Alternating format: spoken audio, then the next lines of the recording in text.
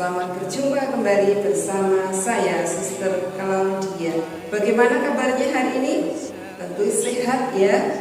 Pokoknya jaga kesehatan, makan, minum yang cukup, dan juga istirahat yang cukup, dan tetap bahagia. Anak-anak, kita sekarang ini sudah memasuki bulan apa ya? Bulan Oktober. Nah, setiap bulan Oktober, di awal bulan Oktober biasanya anak-anak diajak untuk merayakan pesta Santo Fransiskus Assisi. Seperti kemarin, Bapak Ibu guru, karyawan dari KB, TK, SD, SMP, dan SMK masih didirikan satu komplek perayaan Ekaristi bersama. Siapa kemarin yang ikut? Ayo, tentu semua ikut ya. Nah, anak-anak, Suster dalam awal bulan ini, tepatnya tanggal 4 Oktober, merayakan pesta pelindung, yaitu Bapak Santo Fransiskus Assisi. Siapa yang sudah mengenal Santo Fransiskus Assisi? Pasti sudah pernah ya, karena sudah belajar ke Marsudirinia. Nah, anak-anak, sebelum Suster bercerita, Suster akan mengajak tepuk Fransiskus. Apakah anak-anak masih ingat? Ya, kita nirukan bersama ya. Bapak, Mama boleh ikut bersama anak-anak. Tepuk Fransiskus, cinta Tuhan, rajin berdoa, sederhana, cinta sesama, teladan kita. Yes, yes, yes. Coba diulangi sekali lagi ya bersama Suster. Tepuk Fransiskus, cinta Tuhan, rajin berdoa, sederhana, cinta sesama, teladan kita. Yes, yes. Tepuk tangan semuanya. Nah, anak-anak, sekarang Suster akan bercerita tentang Fransiskus Assisi dari lahir sampai wafat. Tetapi tidak sekaligus ya, nanti panjang sekali. Jadi nanti akan bercerita dari lahir sampai Fransiskus menjalankan tugasnya perutusan dari Tuhan. Nah, berikutnya nanti akan dilanjutkan lagi.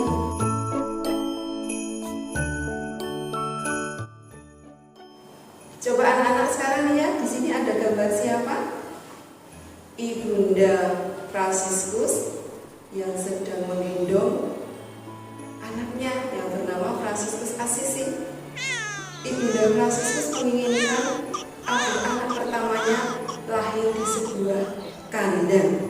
Nah, demikianlah Fransiskus memulai hidupnya dengan berada di antara binatang-binatang jinak, seperti halnya bayi Yesus waktu lahir di kandang. Nah, anak-anak coba sekarang lihat lagi. Ini Fransiskus sudah menjadi anak yang agak besar. Ini sedang duduk bersama Ibu Donapika. Nah, Ibu Donapika mengajarkan kepada Fransiskus Assisi agar taat kepada Tuhan. Ia juga menceritakan kepadanya tentang kisah-kisah kepahlawanan, sehingga membangkitkan semangat Fransiskus Assisi dan menumbuhkan benih-benih kebaikan yang ada di dalam hati Fransiskus Assisi. Nah, sekarang coba lihat, ini Fransiskus Assisi ada di mana ya? Yaitu di sebuah toko kain milik ayahnya. Nah, pada saat berada di toko, ada seorang pengemis yang datang meminta sesuatu kepada Fransiskus. Tetapi Fransiskus tidak mendengarkan. Fransiskus mengabaikan. Lalu akhirnya pengemis itu pergi. Tetapi Fransiskus bagaimana? Hatinya menjadi kecewa, menyesal. Lalu Fransiskus keluar. Lihat, Fransiskus inguk-inguk melihat pengemisnya. Lalu segera mengejar pengemis itu dan memberi banyak hadiah. Nah, mulai saat itu Fransiskus berjanji tidak akan menolak lagi jika ada orang-orang yang meminta datang kepadanya. Nah, saat ini coba dilihat, Fransiskus bersama siapa ya ini ya? Ternyata bersama siapa? Teman-temannya. Fransiskus adalah anak orang yang kaya. Dia suka menghabiskan uang untuk berfoya-foya, untuk makan-makan bersama teman-temannya. Ayahnya pun bangga punya anak yang banyak teman. Ayahnya siapa namanya anak? Siapa yang tahu? Yaitu Pietro Bernardone. Fransiskus Assisi menjadi kebanggaan ayahnya karena satu-satunya anak yang laki-laki dan hebat, punya teman yang banyak.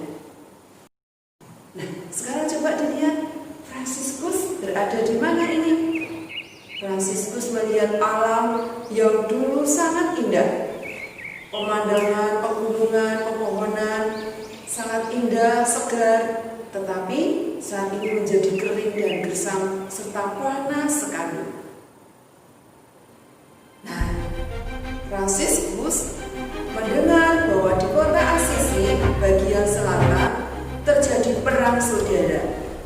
Fransiskus Assisi ingin sekali mengikuti perang agar menjadi seorang pahlawan yang terkenal dan juga membawa nama baik kota Assisi. Lihat anak-anak, tadi ada apa? Kereta, ya, terus ada alat yang dibawa untuk berperang. Nah, anak-anak, ketika itu Fransiskus beristirahat di Spoleto. Nah, pada malam hari Fransiskus mendengar suara. Fransiskus diingatkan agar jangan menuruti keinginannya sendiri. Akhirnya Fransiskus kembali ke kota Assisi. Nah, sekarang lihat, ini Fransiskus bersama teman-temannya juga. Nah, Fransiskus kembali ke Assisi dan berkumpul bersama teman-temannya, lalu kembali merayakan pesta bersama teman-temannya. Tetapi apa yang terjadi? Ketika merayakan pesta bersama teman-temannya, Fransiskus menyendiri. Kelihatan pikirannya kosong. Lalu teman-temannya memanggil, dia tidak mendengarnya. Karena itu, dia sedang berpikir tentang apa? Mempelainya yang dinanti-nantikan, yaitu Tuan Putri Kemiskinan. Nah, anak-anak, ini Fransiskus setelah kembali ke Assisi, Fransiskus memutuskan untuk meninggalkan segalanya demi Tuhan. Dan langkah pertama adalah melakukan peziarah ke Roma.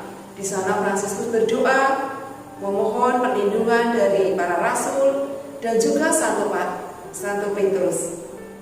Di atas makamnya dengan penuh kerelaan, Fransiskus mempersembahkan emas yang dibawanya. Nah, anak-anak yang terkasih, lihat coba, ini Fransiskus berada di mana? Ada di Basilika. Fransiskus di sana bertemu dengan seorang pengemis, dan dia ingin merasakan bagaimana toh menjadi pengemis itu. Maka Fransiskus tukar baju. Bajunya Fransiskus diberikan pengemis, lalu yang bajunya pengemis dipakai oleh Fransiskus. Lalu Fransiskus di situ duduk untuk meminta-minta karena ingin merasakan bagaimana menjadi seorang pengemis itu. Nah, anak-anak, ini Fransiskus bertemu siapa ya? Siapa yang sudah mendengar? Orang yang sakit apa ya? Lihat, itu berjumpa dengan orang kusta. Nah, waktu dulu ketika melihat orang kusta, Fransiskus itu merasa jijik, tidak mau mendekat. Nah, saat ini Fransiskus justru mendekat lalu menciumnya. Bahkan dia memberikan apa yang dia miliki kepada penderita kusta itu, lalu merangkul. Nah, itu perubahan yang ada di dalam diri Santo Fransiskus Assisi. Nah, anak-anak, coba siapa yang masih ingat di depan Fransiskus Assisi yang sedang berlutut ada salib apa itu? Salib San Damiano. Ketika Fransiskus berdoa di depan salib San Damiano, dia mendengar suara, "Pergilah Fransiskus dan perbaikilah gerejaku yang sedang roboh ini." Fransiskus mengartikan bahwa gereja yang sedang roboh itu gereja San Damiano. lalu segera berpikir gimana ya caranya untuk mematuhi perintah itu, untuk melaksanakan apa yang didengar oleh Fransiskus. Maka setelah itu Fransiskus menjual gulungan kain yang mahal dari toko ayahnya. Fransiskus membawa uang itu, hasil penjualannya akan diberikan kepada seorang imam yang ada di sana. Tetapi imam itu tidak mau menerima karena takut nanti ayahnya bisa marah. Lalu Fransiskus karena ditolak pemberiannya, maka uang yang dibawanya itu tadi dilempar di ambang jendela gereja dan membiarkannya di sana. Nah, anak-anak yang terkasih, coba kita lihat Fransiskus Assisi yang mana yang paling besar ya, itu teman-temannya yang ada di Assisi. Waktu Fransiskus kembali ke Assisi, ya, karena ayahnya marah sekali dan dia juga sudah menjauh dari kota selama beberapa hari untuk bersembunyi.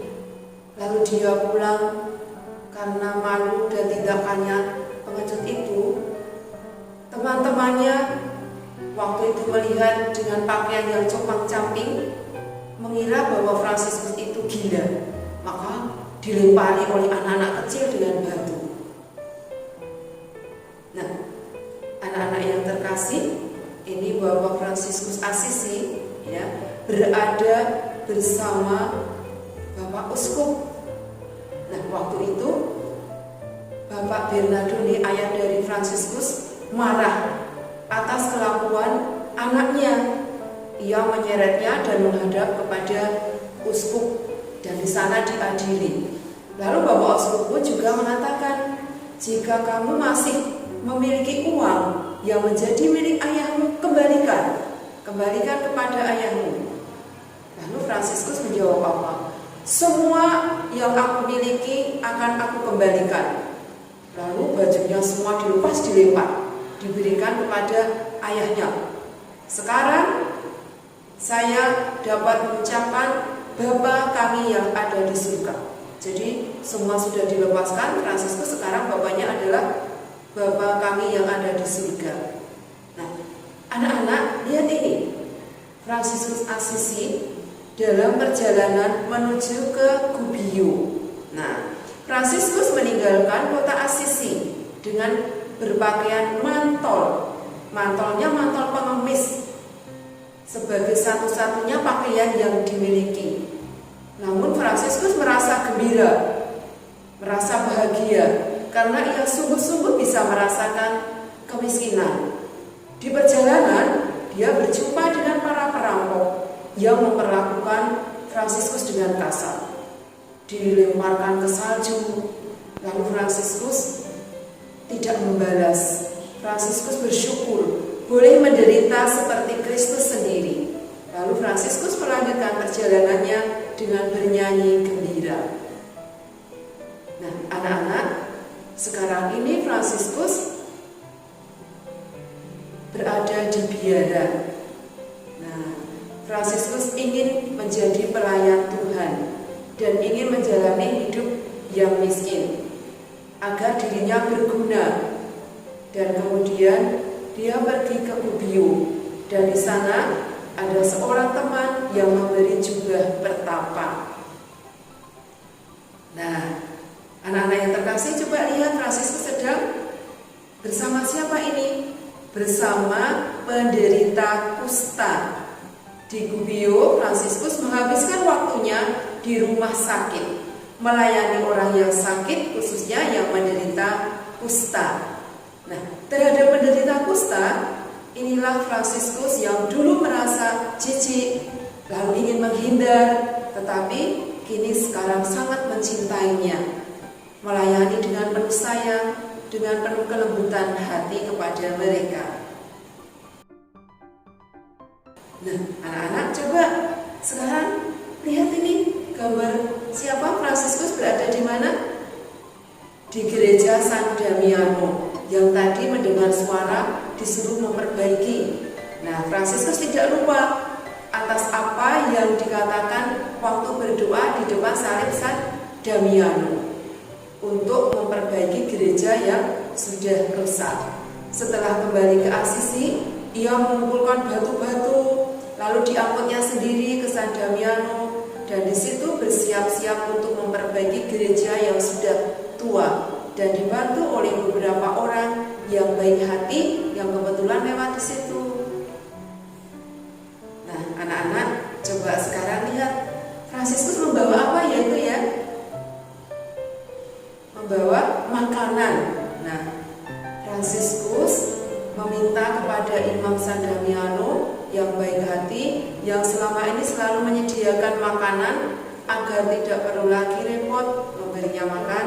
Ia pun keluar dan mengemis dari pintu ke pintu. Nah, ketika ia bisa mengatasi rasa jijiknya, ia pun memakan makanan dari sisa-sisa itu. Dan dia sungguh merasakan sisa makanan itu menjadi makanan yang lezat dan bahkan merasa belum pernah dirasakannya selama ini. Nah, anak-anak yang terkasih, coba lihat sekarang Fransiskus berada di mana ini? Di kota Assisi. Fransiskus mulai berkhotbah, dan ini adalah khotbah yang pertama kali. Ketika Fransiskus berkhotbah, banyak orang yang mendengarkannya karena ingin tahu. Banyak pula yang tersentuh hatinya oleh kata-kata Fransiskus Assisi, dan mereka bertobat, memperbaiki hidupnya yang dulu tidak baik menjadi baik. Nah, anak-anak yang terkasih, lihat sekarang ini Fransiskus berada di rumah siapa ya? Di rumah Bernardus. Coba dilihat itu di balik korden ada yang mengintip ya. Nah, yang mengintip itu Bernardo. Ingin tahu kalau Fransiskus berdoa itu seperti apa toh? Ternyata betul Fransiskus kalau berdoa kusuk ya, sepanjang malam berdoa, dan akhirnya Bernardus yakin bahwa Fransiskus benar-benar doa dengan tulus dan kesuciannya nampak sekali. Anak-anak yang terkasih, tadi masih ingat lihat gambar yang sebelumnya? Ketika Fransiskus berdoa, ada yang mengintip dari korden tadi, siapa namanya? Bernardus. Nah, setelah mengintip, akhirnya Bernardus menyatakan bahwa ia ingin mengikuti cara hidup Fransiskus. Nah, teman mereka yang lain adalah Petrus, juga ingin bergabung. Lalu mereka bertiga pergi ke gereja Santo Nicholas. Untuk apa anak-anak? Berdoa agar memahami kehendak Tuhan. Sebanyak 3 kali mereka membuka Injil, lalu dijawab bahwa mereka harus merangkul kemiskinan suci. Nah, anak-anak yang terkasih, setelah mereka menyatakan ingin mengikuti jejak Santo Fransiskus Assisi, Bernardus ini kan juga anak orang kaya. Coba lihat gambarnya.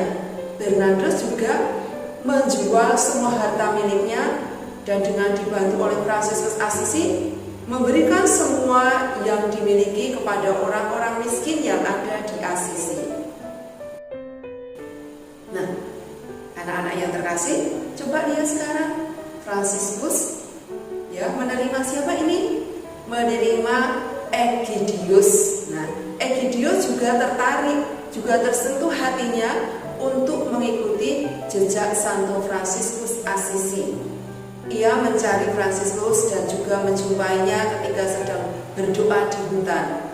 Sambil berlutut di hadapan Fransiskus, Egidius berkata, "Saudara Fransiskus, saya ingin mengikuti engkau demi kasih Allah." Dan ia pun segera diterima dalam kelompok kecil tersebut.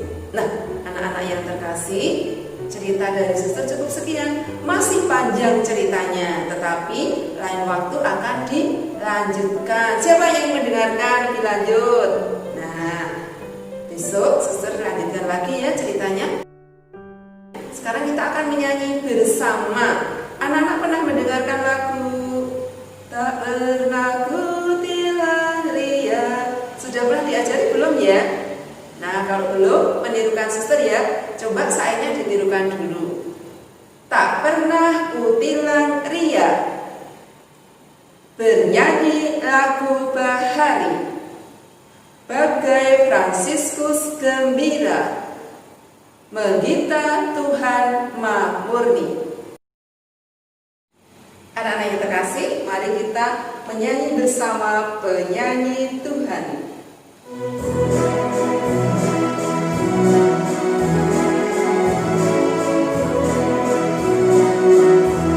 Tak pernah hilang dia, penyanyi lagu bahari, bagai Fransiskus gembira, menggita Tuhan Murni.